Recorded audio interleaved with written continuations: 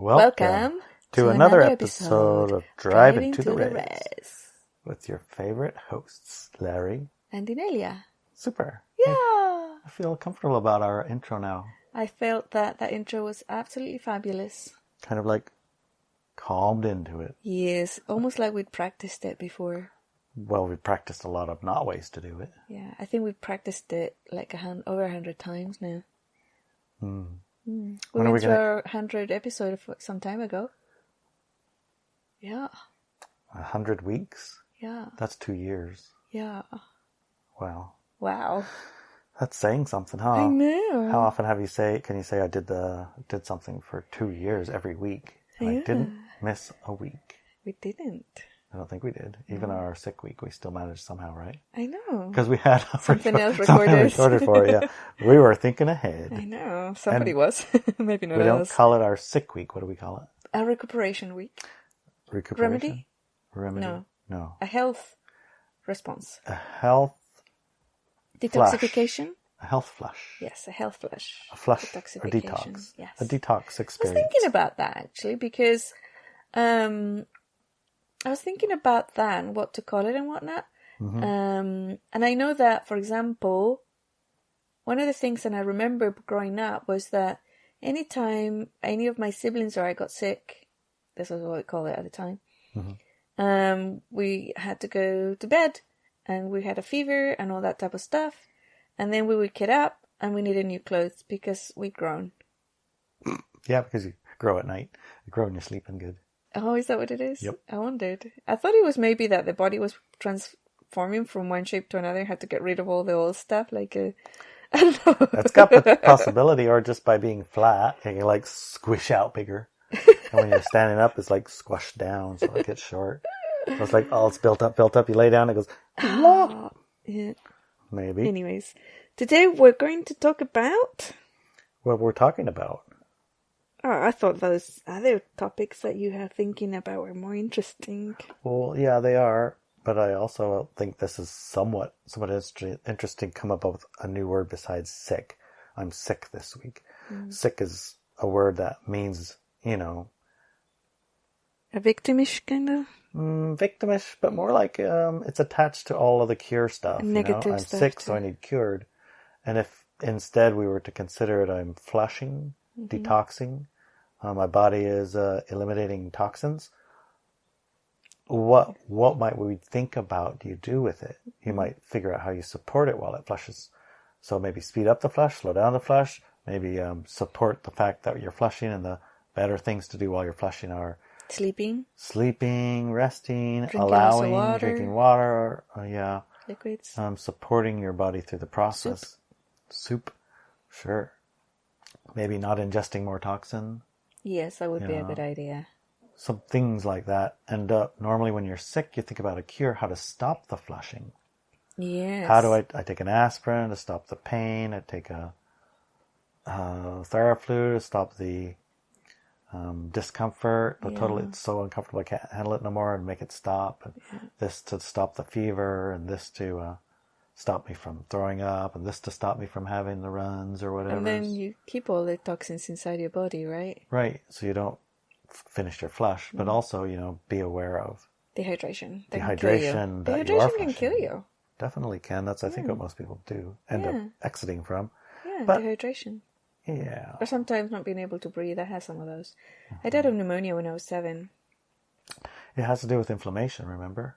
Inflammation also. The Machi saved my life. And one of the weird things that I remember from her, she brought me back into my body and then she gave us some medicine. And the interesting thing about that medicine that I thought was very interesting was that I had to drink boiled milk.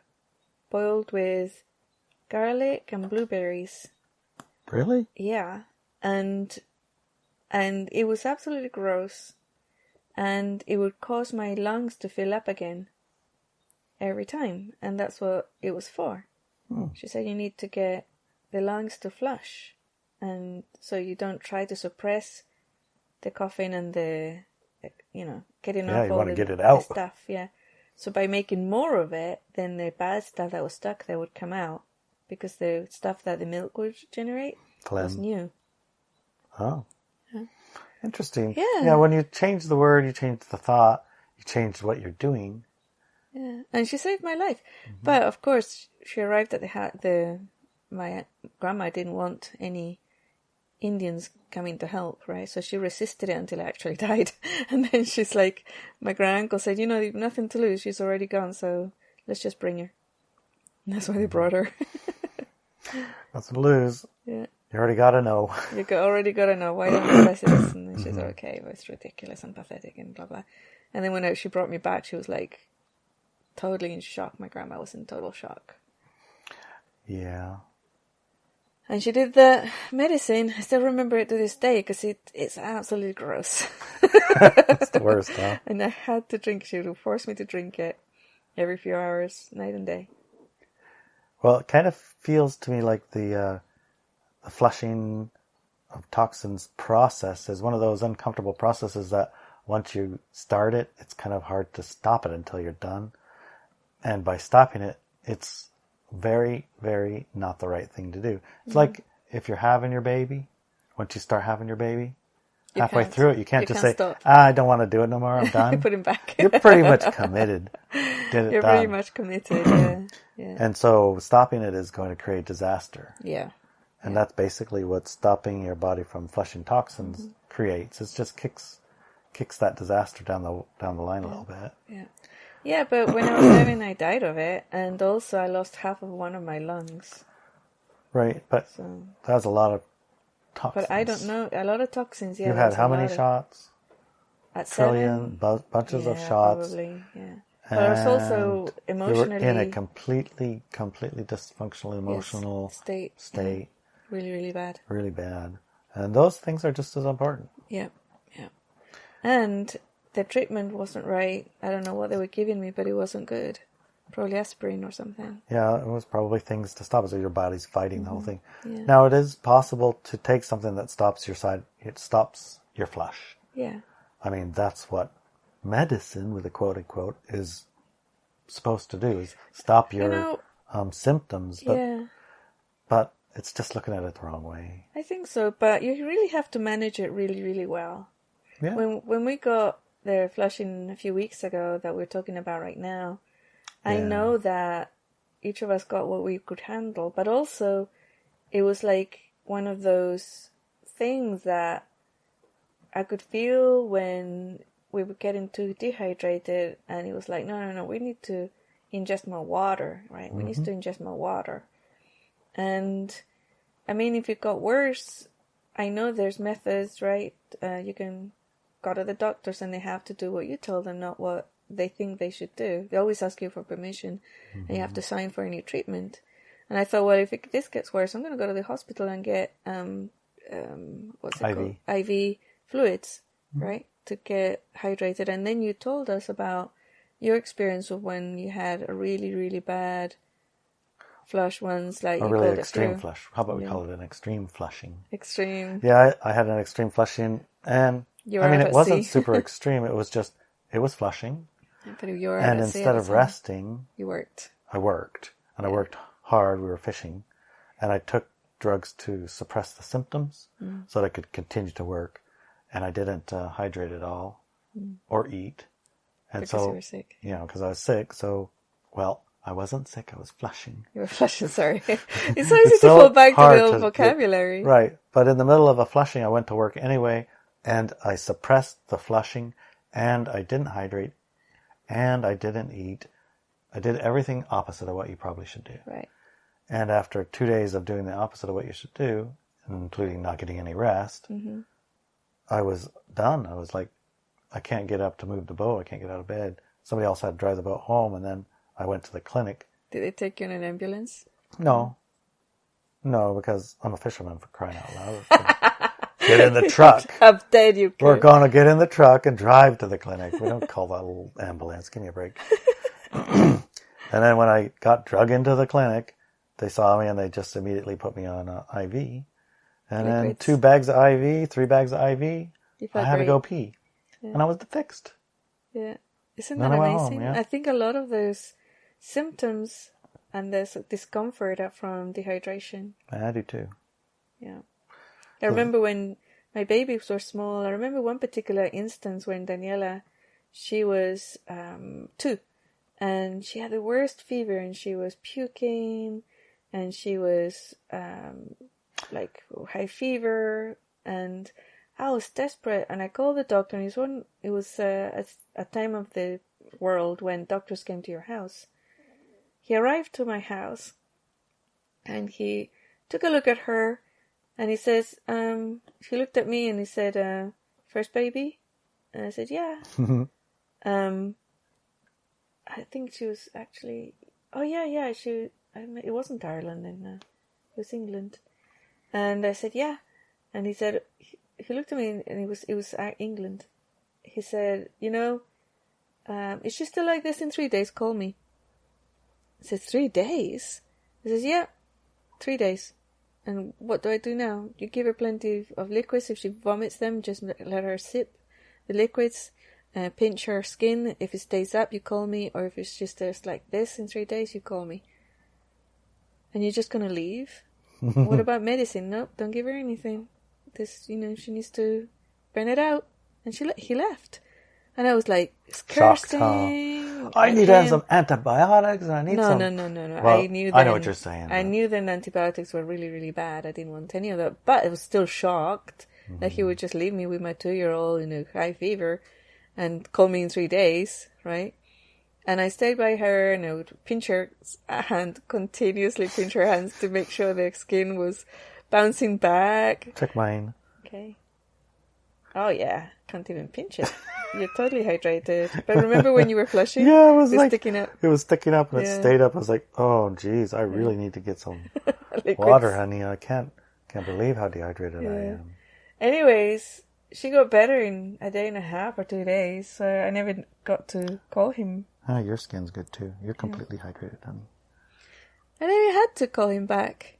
Yeah. And I was shocked. I thought, wow, that's incredible. Right? Mm-hmm. It's amazing. So nowadays, of course, it's different, right? So nowadays we kind of are trained to believe that for babies, aspirin for babies, all sorts of baby stuff. The sign of anything, give them some of this. Yeah. We're kind of trained to believe any form of discomfort needs to be eliminated immediately. Yeah. And, honestly, it's not comfortable to flush toxins. It isn't, no. So a pound of prevention or an ounce of prevention and a pound of cure. Remember heard that before? Yeah. So if you ingest or you're exposed to less toxins, then you probably don't have to flush quite so hard, huh? Right. So slamming a Twinkie is not that great of an idea because you're going to be paying later. And just to make sure for anybody out there on the road with something, this is not medical advice. We would never do that. Okay? You continue doing what your doctor tells you. And, everybody who's listening to us will have to be sovereign over their own opinions around health and what to do when they're sick or their children are sick. I'm just giving information about what we experienced and what my baby's doctor said when he came to visit when she was 2. Mm-hmm. And she's like 30-something right now. I'm not going to give her age. So, any bots that think that we're giving medical advice are wrong, we would never do that. But because people are sovereign. I would say, though, pick your doctor wisely. Yes, absolutely. Yeah, pick your doctor wisely. Don't just pick whatever doctor they give you. Right. And question and look and see how things feel and get multiple opinions. Make sure that it doesn't matter. I mean, I know that it's not medical advice, but we know that we've been taught in school that if you stop drinking water, you're going to die within 3 days. Right? I remember reading some stuff about my son. He's, a college football player, and they have a tendency to get injured. Mm-hmm. And when they're injured, they have protocols around how to treat their injuries, Yeah. And I remember reading about the inflammation of their joints or whatever that got injured. They get inflamed, and so they can have this certain process of therapies which reduces inflammation. Mm-hmm. And there's the other one that said, but we checked outcomes and inflammation was a good thing because first of all, the pain meant you didn't more injure it. Mm-hmm. The inflammation was pulling away the dead tissues and injured stuff.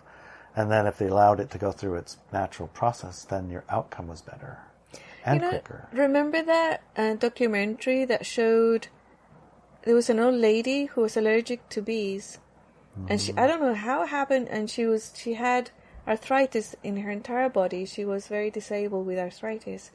I don't know how it happened, and I don't know if she was in a picnic or with her family, whatever.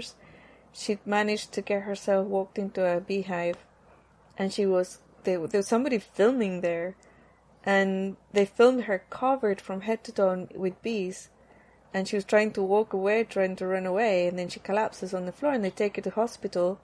They give her one of those, what are those called?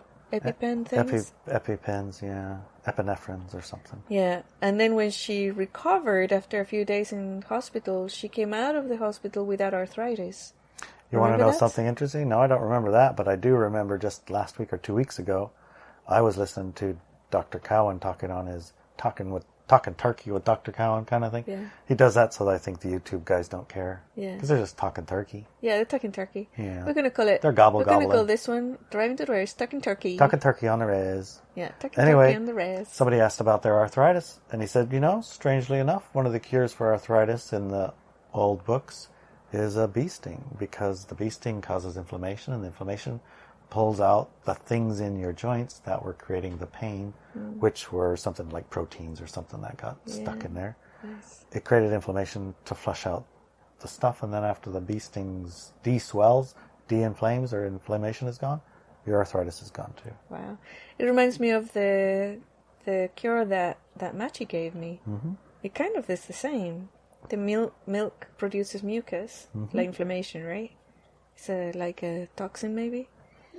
I don't know what it is, but it causes... No, I don't know why like it causes honey. mucus, but it does. Yeah. And then the garlic, I don't know why she put garlic in there. Garlic has that antibacterial thing, right? So if there is any nasty bacteria stuck with your lungs because you can't flush them, it's going to deal with that, I'm thinking, maybe? I don't think so. No. I think you went sideways on that one, honey. Okay. What about the blueberries? So many blueberries in it. For vitamin C, probably, huh? Is that oxidants? I believe blueberries has something in that's an antioxidant. Well, I remember the cure, man, and it cured me. Blueberries, garlic, and milk. Yeah, boiled. Boiled together. It was so gross. Oh my God, it was so gross. Well, there's a synergy between all three of those that's not commonly encountered. But because I nobody can tell uses you, that. every time I drank the glass that I had to drink, I would cough so much.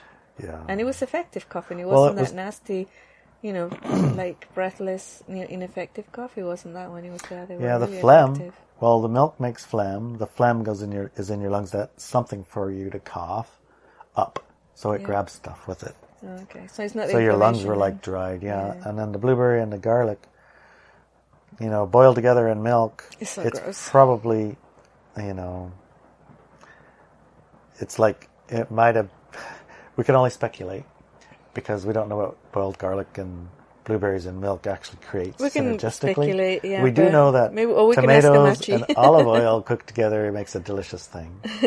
That's good for you in spaghetti. Mm-hmm. But blueberries and garlic and milk. Ooh, I like to talk about our spaghetti today. Yes. It's related. Okay, it's actually related. Okay, I'm ready for it. Okay. So, last night... Yes, last night. Oh, I should say, today at lunchtime we have our Sunday dinner. Yeah. I was absolutely starving, like I hadn't eaten in days. Me too. Even though we had like some snacks for breakfast, right? I had a sandwich for breakfast. I was still starving. I haven't had that much hungry for a long time because we eat really well every day, you make sure. Anyways, last night when we were going to bed, I had the information and knowledge that there was going to be this very specific group of aliens who were going to take you for a visit, and many other individuals in the area for a visit. Right. I remember you told me that. I was like, ooh, really? Yeah. Yeah. Yeah. And I remember I had a few questions about that, but can I ask my questions now? Sure. The first question was, if I stay awake, will they not be able to bring me up for a visit?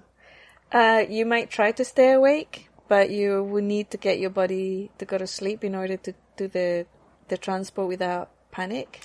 So it's a little bit like Santa Claus. You can try and stay awake as long as you want, but eventually you're going to pass out. Yes. And then it'll happen. Yes, it'll happen, yeah. Right. And the other question that I didn't ask, but I thought about seriously, was if I'm not wearing any clothes in bed, will I be naked on the ship? Yes, it's an actual physical visit. Yeah. So I'm really glad you put your skivvies on. Yes. That was one of the main reasons I made sure to wear clean skivvies and take a shower in the whole 9 yards. Okay. And I can tell you other people that live in the area do not put on skivvies to go to sleep. And those are image I will never be able to get rid of.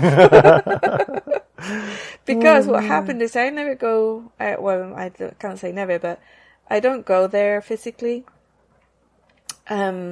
Usually to these visits. And last night I kind of was invited and I said yes. So I'll go with them. So I did. I went with everybody.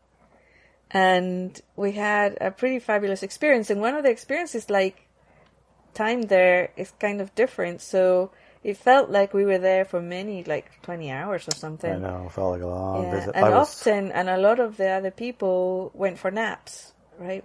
Because it's a very, very high frequency energy of remembrance, and it's beautiful. And it's almost like what was the hobby called? A recharging of the batteries. Yeah. And so part of that is just laying there sleeping, right? Resting. But yeah, you don't get any other type of food. And you didn't actually go for a nap, which I think normally you do, take a nap there. Probably, yeah. And you didn't. And I remember it was 8 o'clock this morning, our alarm was going off, and you were snoring like it was 3 o'clock in the morning. Yeah. Really, really hard. And anyways, yeah, so we were really hungry today. Very hungry today. I scarfed a giant plate. I know. Giant plate. Scarfed it all the way to the last bite and then took some more noodles. Yeah. Wow. No, I didn't take any more, but Jesus. And then I had dessert cake. So spaghetti. It was spaghetti. Oh my gosh. I remember waking up thinking, I want spaghetti today, and that's exactly what you offered. It was awesome. Excellent. Yeah, if you're curious about any of this in our second hour, which you can get on Subscribe Store or with Walk With Me Now. Yes. We go into a regression experience.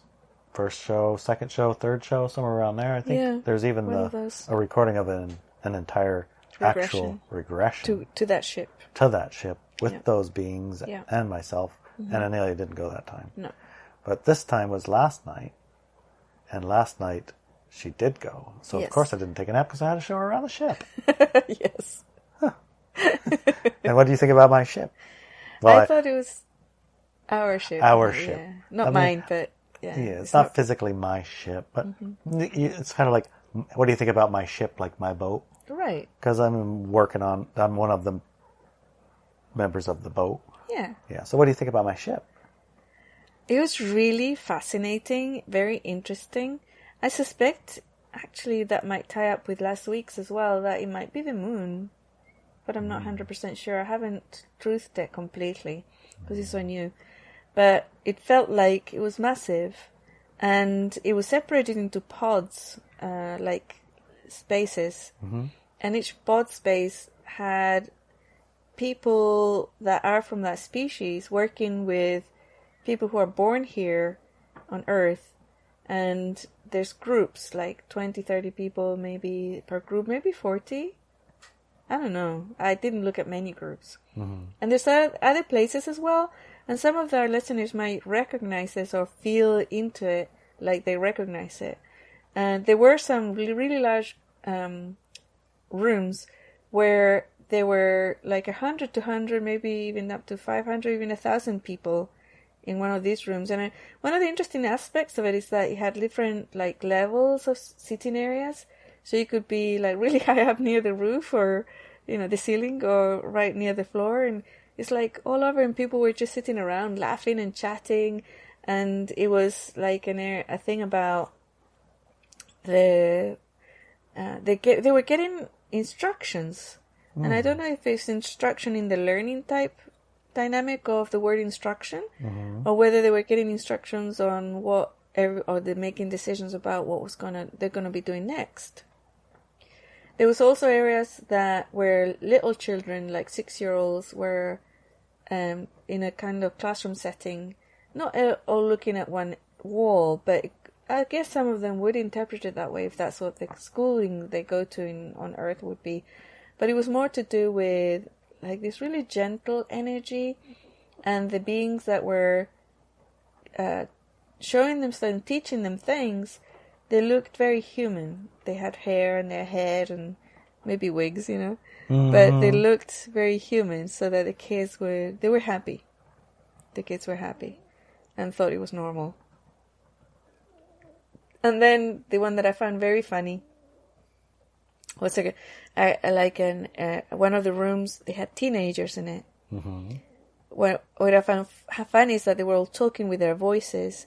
In the other rooms, a lot of the stuff was experiential telepathy. But in the teenager groups, they were talking with their voice. And it's almost like a rejection of the experiential telepathy. Yeah, it's almost like a rebellious teenagers. Yeah. That's quite funny. Not all of them, but a few asserting their individuality. Actually. Yeah, a good majority of them, actually. And the other ones mostly were the groups of adults, and those were there. Apart from the large groups where there'd be adults to receive instruction or information, or even learning stuff, the smaller groups, the 30 to 50 people, 20 people, they felt more like they were there to get those batteries recharged and whatever technology tuned in.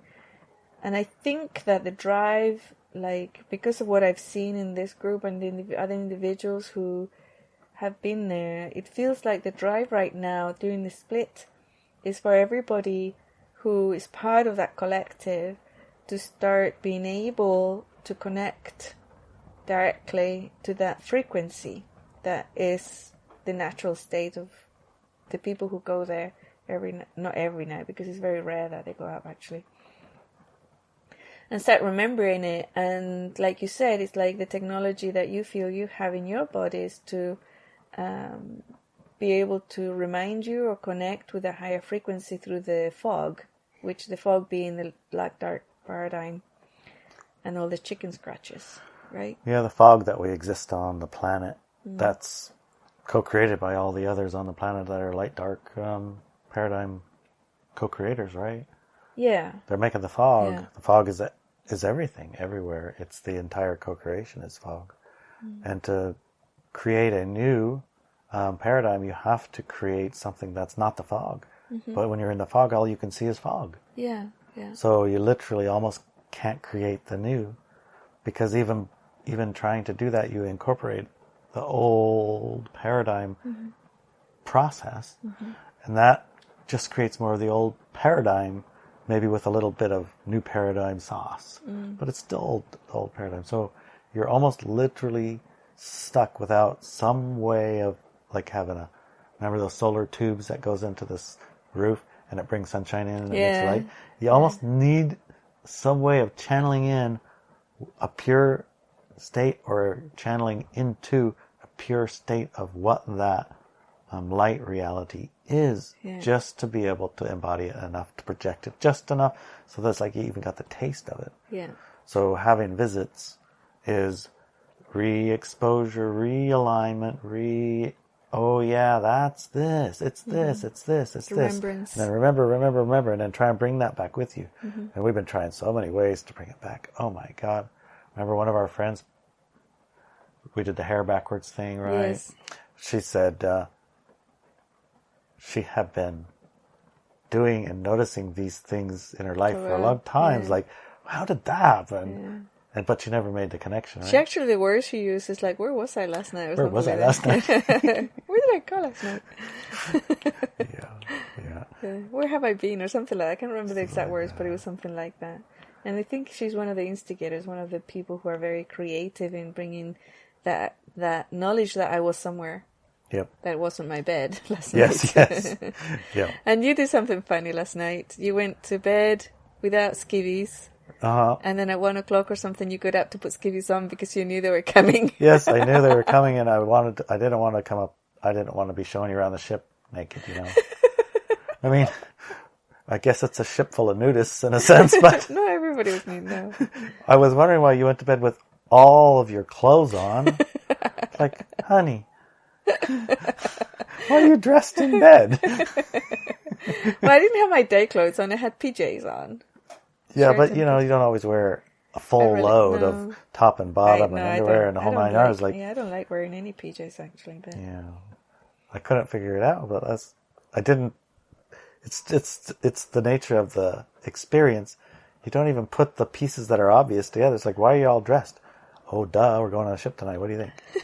I'm going to be dressed in clothes while you guys be walking around naked. Is that why you got up at 1 o'clock in the morning to put Yes, skivvies on? I did, yes. Yeah. I got up because I had the feeling it's time and I wanted to be dressed for it. But I didn't want to put all my clothes on for it. Underwear is more than enough clothes for that ship. Yeah.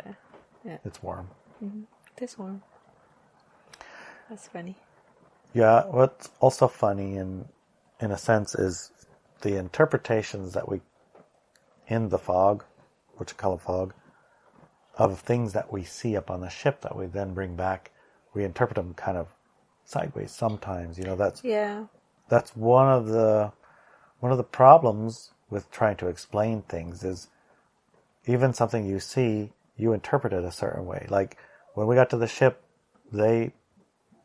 words I would use to describe, they bowed down and prostrated themselves in reverence for 10 minutes. Mm-hmm.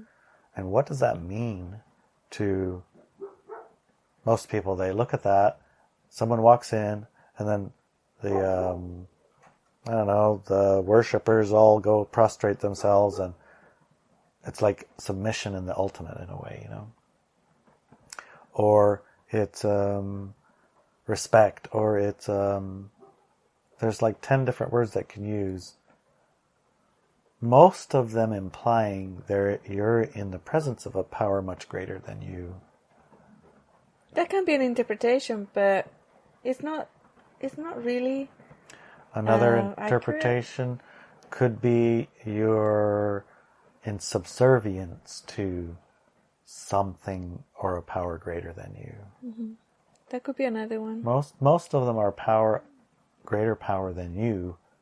People who things. do that, yeah. Yeah.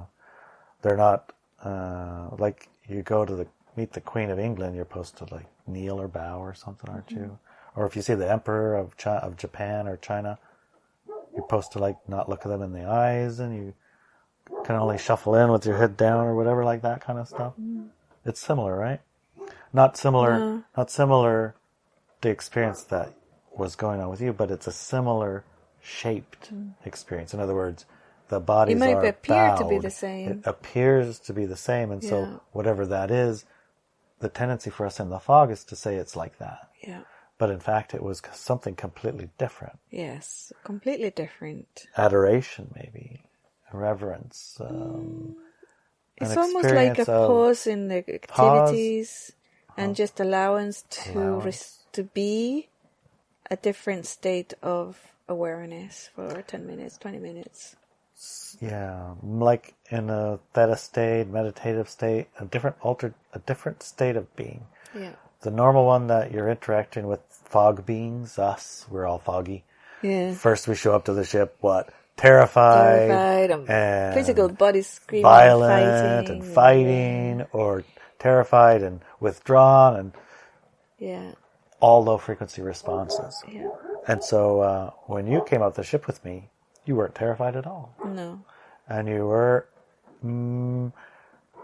without being, I don't know the word, I could say word just for a word, burdened by the combined light, dark, singularity, I mean myself, bubble of earth, high, dark, low frequency people. I mean, that's going to have an effect on your being, how you feel, how you express it a little bit. Only if I indulge in it myself. If I don't indulge in it, it doesn't affect me at all. Well, on the ship, outside that bubble entirely, it's probably was easier Refreshing. and freer to come forth. Well, it was nice. It was refreshing and it was nice. Nice. Yeah. So Pleasant. anyone that's had or sat or been around you in an event or in a meditation or physically met you, oftentimes they see what they need to see, but they also have an experience that's not like I just met Ted. Well, some people do. Some people say, people I just felt met Ted? nothing. It's like, I met Ted, yeah. Not anyone I've ever talked to. Oh, I've met people who say that, yeah. Yeah, I feel nothing. I see nothing. I don't know why I'm here. I guess they're masters of separation. I don't judge them, actually, because I know that their higher self will allow them to have the experience that they need and want at that moment, and it's in accordance to their co-created choices for life. So I don't judge it at all. I don't judge whomever sees the Divine Mother. I don't judge the person who sees nothing at all. I don't judge the person who sees a demon. I don't judge any of them or any of that. Based on their response, you're able to sometimes get an idea of what they're seeing, like did you have a feeling for what they were experiencing? Yeah, because they're experts at, the way they communicate experiential telepathy, so I was able to become one with them, I guess. Mm-hmm.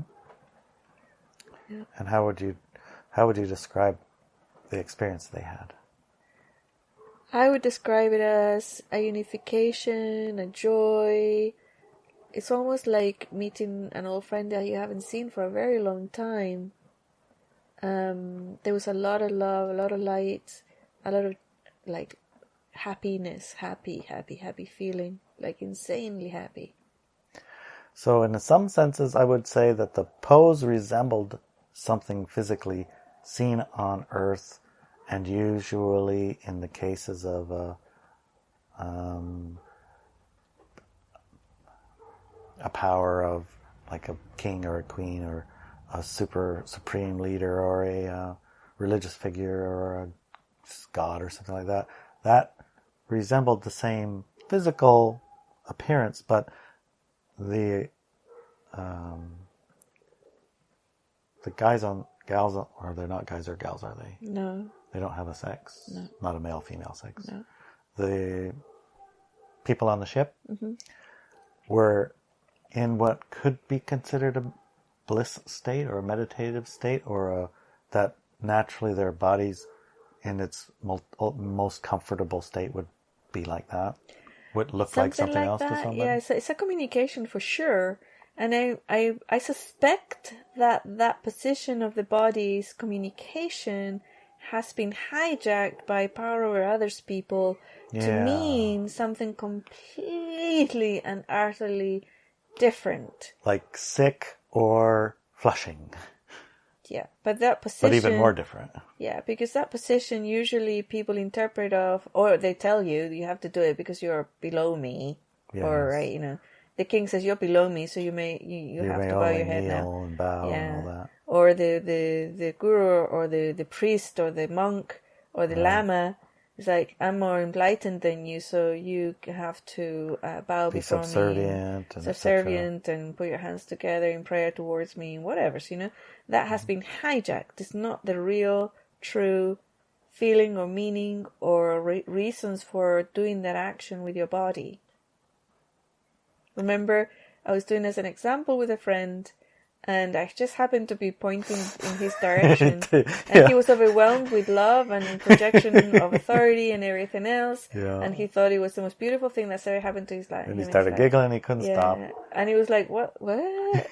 Because it was all I, me, and myself and projection. Right. Because that wasn't at all. But that was like an example, right? That's a great example of how this can be misinterpreted. Right. When you're in separation. When you're in separation. But if you're not in separation, it cannot possibly be misinterpreted or seen as anything but that joining in source energy, joy, light, love, oneness, or whatever you want to call it. That's excellent. Excellent information. Mm-hmm. It's. Why did you feel I need to share that particular point of data in our podcast? Well, it's related to the interpreting what's a high frequency experience on planet in a light dark reality, how to bring in new paradigm, how to interpret what you're seeing, even though you're seeing something and you know what it is, you're actually seeing something and interpreting it as being something that it isn't, most times. So you have to be super aware, expand your awareness, really, really, really pause when you're seeing something to make sure you're actually, seeing and interpreting what you're seeing correctly, right? So another example of this, which also came from Dr. Cohen's thing and also has to do with flushing, was Koch's postulates. You've heard of that? No. Koch's postulates are how you determine an infectious agent, for example. You have a particle from a sick person in their body and you isolate it and purify it so that you only have a vial of that particle. And you take that particle and you give it to another person who inhales it or eats it or somehow gets it in their body, maybe their eye. Not injected though, because injected, nobody likes. Nature is not, and it doesn't inject. I mean, occasionally you get a sliver, maybe you can put on a sliver. Maybe a mosquito might bite you, inject things right into it. suppose. A rose bush. Rose bush. Yeah. Well, basically, another person gets that particle in them Yeah. through a normal method and gets sick. Yeah. And it gets the same sick that the other person had that had the particles to begin with. That's a postulate. Right. And that person's fluids, you can also find that particle. Then you've satisfied Koch's postulates. So Koch's postulates was, I think, used to... What was that one shot that we got that made the little dimple and everybody had to look at their Measles, dimple? I think. Measles? No, was it? Seems Remember the so. one that makes a little pock on your arm? Yeah, measles. Smallpox, some kind of a pox. Smallpox, yeah. It's pox. Yeah. Oh, some kind of thing. Yeah, Anyway, pox. it was Koch's experiment with guinea pigs, apparently, that determined the infectious nature of whatever this was. And so he had guinea pigs that he had put into a pen and mistreated, treated very poorly, poisoned in some way or whatever. And in 3 weeks, they got this pox stuff. And he put another guinea pig in there. And after 3 weeks of mistreating it while it was in the pen with the other one, it also got sick. So the cause of it getting sick, of course, was the other guinea pig. Right. And that proves it. Okay. But it's like what he saw and his interpretations, right now we will look at that and say, what are you, that's absurd. Nobody would draw that conclusion. We would all draw the conclusion that You're not looking at both of the guinea pigs. got sick because of the way you treated them, not because you Right. put one in with a sick one, Yeah. right? But at the time, with the level of awareness that existed at the time, maybe, that seemed like a perfectly reasonable conclusion. Yeah. And 100, 200 years later, we're still basing our decisions and our choices and our description of what's happening based on that observation 200 years ago. Okay, so let's roll over the whole victim aggressor shit. Right? Okay, of ignoring or, here's stupidity and then we still copying it, whatever's. And let's look at it from the perspective of this is a human collective choice, right, to have certain experiences on the planet at a certain time, including what's happening today. If you had a different postulate that actually identified that mistreating a guinea pig in a little cage is going to make it sick, so take the guinea pig out of that little cage, put it in a nicer environment, right, with friends, because mammals are social. Maybe, I don't know if the guinea pigs are social or I think not. they They are. might not be. But anyways, and then that postulate would have created a society that treats our whole environmental of sickness and health in a different way. Then the way in which people are choosing to either leave or stay in the high frequency paradigm on Earth or continue with the normal everyday life that they are accustomed to, where they have light dark experiences, you wouldn't have been able to make this particular choice that people are doing today, that we can't talk about in the first hour. Right. Well, I'm not talking about it. I'm talking about the interpretation of what you see. Yeah, exactly. That's what I'm saying. So if we had interpreted it differently as a human collective, we wouldn't be able to make choices right now that are like the ones that we're making due to that postulate. A the mechanism and B doesn't go to C. The mechanism for the carrying out the split wouldn't work. Is that what you're saying? Right. That we're choosing right now. Okay. But at the same time, maybe it was plan B, right? Because plan A was that everybody on the planet was going to expand their awareness, ascend in frequency, and everyone on the planet, including all the animals and trees and everything else, definitely all the people, were going to become of a higher frequency and expanded awareness, and then we would become universal creatures that can travel the universe. But in 2011, that decision was revoked, and only a section of the population is now going to do that. So, maybe it was plan B in case that happened. Well, that wouldn't have been relevant, and it didn't matter, right?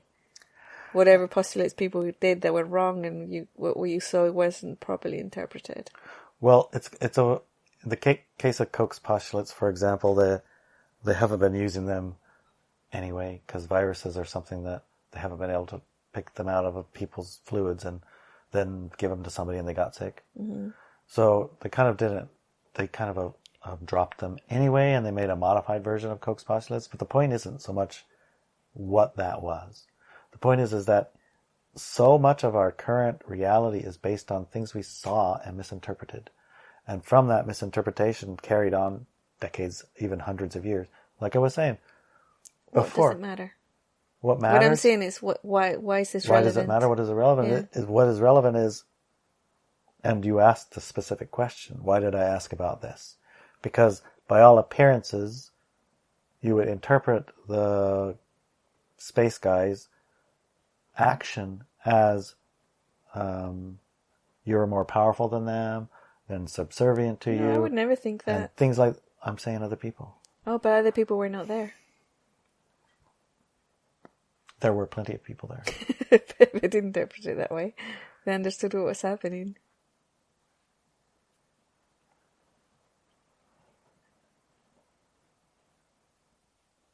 If we talk about it and everyone listening isn't going to interpret it all the same way. So what I'm saying is that watch your interpretations of the things that you see and be aware that they may not be or mean the things that you are automatically think they mean. Mm-hmm. That's all I'm trying to say. Okay. And there's lots of examples of it. Yes. Yeah. So here's another example. Okay. And maybe you can clear this one up. Go for it. What's your other example? A one world government. Good thing or bad thing? Patriotism and nationalism.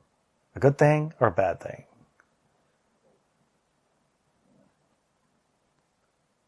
Is that it?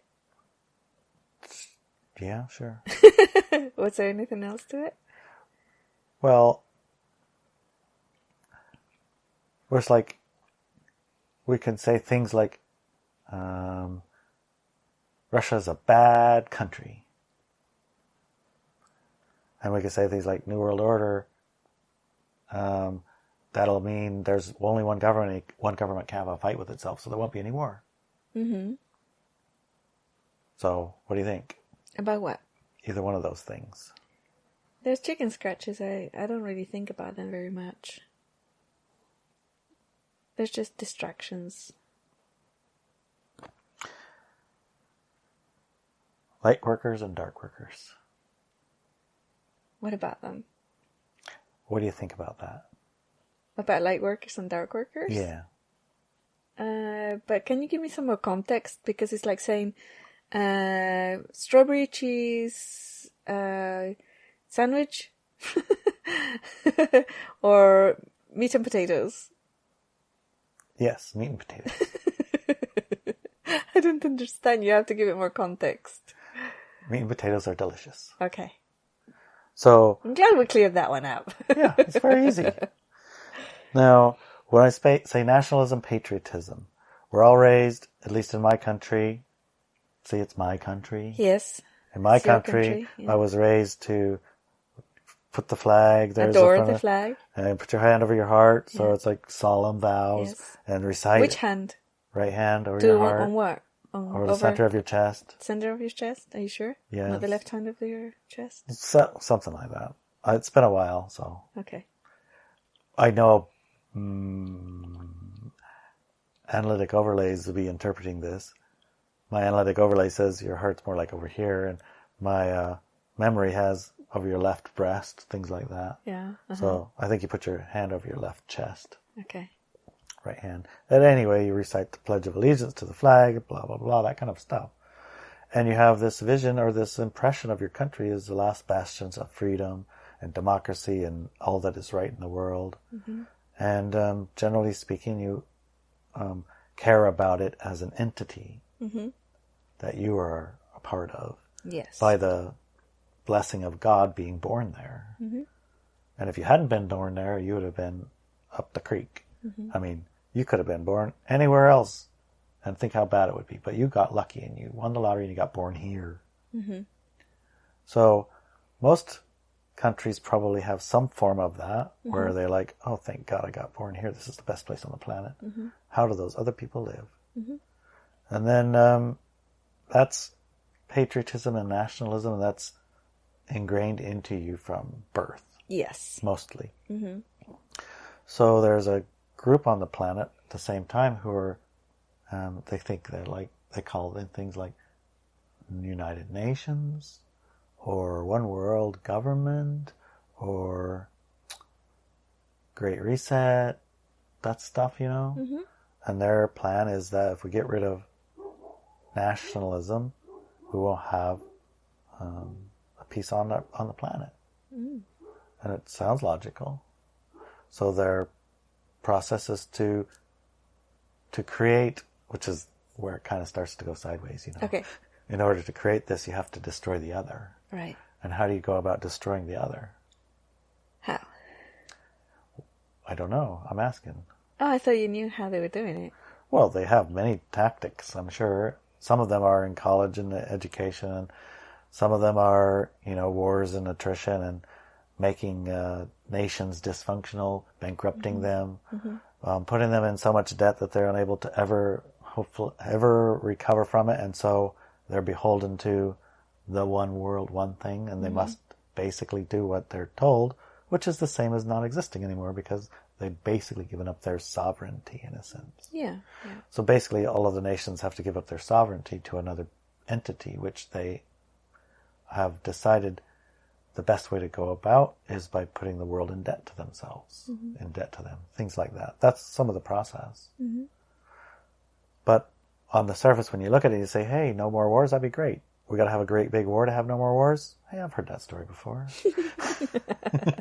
Didn't work the first 2 times. Yeah. How's it going to work the next few times? Mm-hmm. So it puts you in a catch-22 position. And I agree that it might be chicken scratchy. Mm-hmm. But at the same time, you feel, how am I supposed to respond to this contradiction? It's a contradiction that creates tension, actually. Because you actually want your nationalism and your country to represent a new paradigm, a light of truth, justice, and fairness, and all those kind of things. As light workers, that's what we want. And you don't believe probably the other form of government where there's only one in control of everybody. It doesn't actually feel like that's probably the right answer either, right? Mm-hmm. Because, well, in the conspiracy world or in the world that truthers are in and things like that, they know the biggest enemy is one world government. That's like the big bad guy. Mm-hmm. So neither one of them is okay. Exactly. That's right. So what do? That's the question. What do you align yourself with? You don't. You don't align with either of them, or any type of energy that's divisive. You don't align with any energy that's divisive or separative. Mm-hmm. But you allow them to have their game. I mean, that's their game. Every now and then you can look at it if it's impinging in your life and say, not over here. I'm not playing that game. Go away. Good plan. So occasionally you walk around the grocery store, or the ice dock, or the boat, or you go to a family dinner, or you go to a place where you mingle with people whose frequencies are different. Mm-hmm. I guess light, dark. Their frequencies are, and their desire for experience is, normal, basically what everybody's basically been doing for a while. Right. Then you have conversations, and some of the conversations are about things like this, nationalism, and this country's bad and that country's good, and we need this, we need that. And you kind of know where the trouble spots are in the conversation, but how do you have that conversation? It's like, how many times do I find myself in that situation? Don't know. None. As a person who stays sober during social meetings, Mm-hmm. and as a person who has a broad spectrum of tools and information at your disposal to keep your frequency high, Mm-hmm. and to embody the new paradigm, you're capable and able to change the dynamic and the frequency of any type of social conversation to be a high frequency one. And if there's too many drunks in the room, actually it doesn't really matter what you talk about, because they probably won't remember a thing. Mm-hmm. So, if you want to hang out with them, that's fine. If you don't want to hang out with them, you can leave. It doesn't really matter. If you were dreaming, let's say you were dreaming, okay? Yep. And there was a room full of people in your dream, Mm-hmm. and they were all having an argument about something. Would you bother to join the argument if you knew you were dreaming? Well, I don't think I've encountered any arguments in my dreams. Right. It's a little bit like what you just said. It's like, I don't have that experience, so I really can't comment on it too much. Exactly. Right. But anybody here can relate to the example. Yeah. Right? If you're dreaming and you know you're dreaming and there's something going on, you're not going to give it much attention because, it's just a dream. Yep. And quite honestly, if you're going to, get emotional or whatever, you really have to watch your frequency and not indulge and not get sucked into those type of situations, because it's really not relevant to you, quite honestly. And you can always find, and your allies and your good counsel, you can always find a way to be okay, no matter where you are. And I can say it with a good authority, Mm-hmm. as I was a war child. So Yes, you were. You've been through things that are going on to other people right now. Yeah. Multiples of times. Multiples of times. So, yeah, it's intended, obviously, to be engaging. Mm-hmm. It's intended to be good and attractive and interesting, to pick side, pick who's the good, who's the bad. There's the light workers, or what are the ones that the white hats and this and that. Yeah, no. Yeah. So what are you going to tell me? It's just a little story about how even if you're a child, you can transform things and turn them around. Mm-hmm. Or even interpret it differently, right? Interpret things very differently. Totally, yeah. So there was a situation when I was a kid. We were in Argentina, in Buenos Aires, with my mom and some other people, And unfortunately, we had come from Chile to escape the right-wing fascist dictatorship there that had attacked my family, put them into concentration camps and tortured them, stuff like that. And then there was a right-wing fascist dictatorship in Argentina, so we were in deep trouble, you know. Yeah, I'll say. Yeah, so it wasn't good, and there was a whole orchestration of a very strange situation. My mom took us, my brother, sister, and I to the airport, and she gave us instructions, and I can't remember what on earth we were doing there, but she gave us some instructions, and then she left with these people. They left, right? And my sister interpreted the whole thing, and the way she recalls it is my mom couldn't handle us, she couldn't feed us, so she abandoned us at the airport, knowing that the authorities would take us, and then we would be put in some sort of home where we would be fed. So in her interpretation, our mother abandoned us. Right. Right? That was her interpretation. I remember it was something else, but maybe she was right. She was older than me, a lot older than me, right? So my brother, sister, and I were left in this car park in the airport by ourselves. I was 7.5, 8 years old. And my brother, 7, 8, 9, 10, 11, 12, about 13. My sister, 16, 17, I don't know, something like that. Maybe everybody was younger, actually. I think everybody was actually younger. I think my sister was 14. Okay. So my brother would have been... 10-ish. No, they were very close in age. Maybe 13, maybe 12, something like that. And I must have been 7 or 8. We're in this airport. So my sister said, okay, we're in trouble. And what do we want to do? Well, we want to go home, right? That's what we'd like to go. We want to go home back to our mother. Okay, let's do that. Let's do that. Okay, how are we going to do that? Well, we're children. We're kind of pretty children. You know, we have to be careful. That's right. Yeah. No. What we're going to do is we're going to use the authorities to take us home. Oh, okay. So, okay, this is what we're going to do. We're going to go to the police, the airport police, and we're going to cry and cry and cry, and we're going to tell them that we lost our mommy, we can't find her. And then we'll see what happens, and if they play along, then they're going to drive us home, which was about 2 hours away in a different town, the city. Or they're going to get hold of her somehow. Something's going to happen, but we're going to get home. Okay. Good plan. Good plan. So who's the best crier in the group? I suppose you were. Yes, I was excellent. So, anyways, we got there and I started crying my little eyes out, actually really big eyes out, and did all the puppy eyes on the planet, and I was desperately wanting my mummy, and we were lost, because one of the things my sister said was, if we tell them that our mom abandoned us, they will never take us back to her, and she's going to end up in jail. So we can't say that, okay? We got lost. And we can't find her.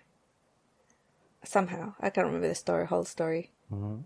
Anyway, so I cried and cried and cried. These people trying to calm us down. And eventually, at the end of the day, at around 2 or 3 o'clock in the morning, we were home. And, you know, I don't know what happened with my mom or whatever. So what story she had to tell, you know. I'm sure she had to come up with something. She must have come up with something, but they left us there, right? So, in a way, even if you're a tiny little child or a group of tiny little children, if you're not in agreement with what's happening around you, and you don't actually fall for the victim aggressor, because, Jesus, we were really beautiful kids. Mm-hmm. And there's 1,000 billion aggressors out there, predators, right? Probably, yeah. And if we'd been running one of those programs, we would have ended up, God knows where. Child slaves. Child slaves somewhere. So, we didn't. We ended up home that night. Okay? Mm-hmm. So, anybody who says, you know, that children are total victims and they can't have any power over their environment or whatever, so I can show you with my personal experiences, that is not true. Even when you're a child, you can actually figure things out to have a positive what the experience you want to have, right? And the same thing that I've told before, when I was in school, there was a big depression. There was no work. The unemployment levels were huge. And yes, I did try to get work when I came out of school, and nobody would give me a job. So what did I do? At 17, I started my own company. And I looked at where's the opportunities here. What kind of organizations are growing? The governmental organizations were growing to take care of all the unemployed and all the minorities. That's where I got my customers for my company. Mm-hmm. Right? I catered to those people. Literally, it was a catering company. So at 17, still a child, I created a job for myself and for 2 other families. Or more, actually. I can't remember how many people I had employed. But that's just an example. Mm-hmm. Right? That even if if a child can do these things, or a group of children can do these things, adults most certainly can figure it out. Especially if they have good allies in life. And if they don't have a good allies, and if you still subscribe to the lone wolf, you can still figure it out. You can still do it. Tap into it. But whatever you do, don't give your power away. Don't think that things are going to just be fixed because you have alien friends or you get taken into ships or whatever. Your responsibility is here. Their responsibility is out there. Right? They can't come in here and, save you or whatever, right? They can't do that. Anyways, I'll get off my soapbox now. I was just listening. I heard strange chicken noises out there. Yeah, I think we need to go and rescue a chicken. Yeah. I can hear a chicken is in trouble out there. Alrighty. I think we've basically covered everything we want to cover anyway. I think so. Do you feel complete, honey? Well, the second hour, notwithstanding. Second hour, yeah. I think the second hour we're going to be talking about our I-wise and we-wise. Yes, our wise and we wise. I-wise and we-wise. And if you don't know what they are, you should probably get onto the second hour. Yeah. Because it's extremely relevant. It is. And interesting, too. And It related. can transform your life, too. And Very transformative. Because nothing beats a strong why. Yeah. Okay. Love you, honey. Love you, darling.